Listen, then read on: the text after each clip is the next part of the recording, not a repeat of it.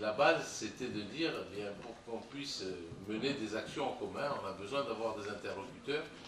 Alors bien entendu, les collectivités territoriales et les municipalités qui sont nos interlocuteurs privilégiés et qui sont les acteurs avec lesquels, en règle générale, on mène des actions.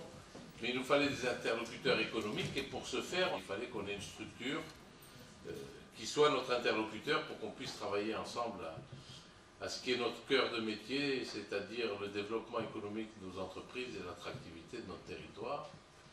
Et puis en échangeant, eh bien, il a été imaginé de créer cette association. Nous avons créé une association qui s'appelle EVP, c'est-à-dire Association des entreprises des vallées des Paillons, qui regroupe l'ensemble des industriels, des commerçants, des artisans et des entreprises de services des vallées des Paillons. Donc ça regroupe les communautés des communes. Ce sont 13 communes. Les communes principales, c'est Comtes, l'Escarène, Drappe, Paillon, Peille, ainsi que la Trinité et Saint-André-de-la-Roche. Dans le cadre de notre association, on a choisi de mettre en avant les savoir-faire féminins.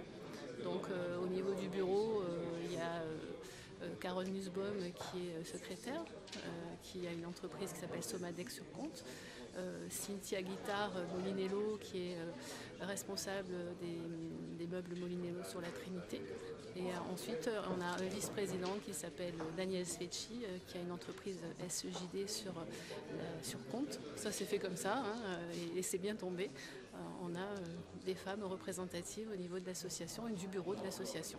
C'est ouvert à toutes les entreprises industrielles, tous les commerçants, les artisans et les entreprises de services. On l'a fait relativement large, déjà aussi pour connaître un peu les besoins de chacun et aussi regrouper les savoir-faire, se rendre compte un petit peu des compétences et des entreprises qui sont dans la vallée.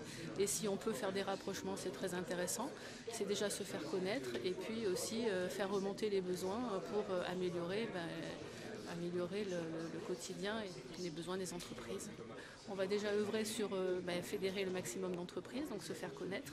Après, agir aussi sur un axe qui est la signalisation et la signalétique pour avoir une meilleure visibilité des industriels et des commerçants dans les vallées.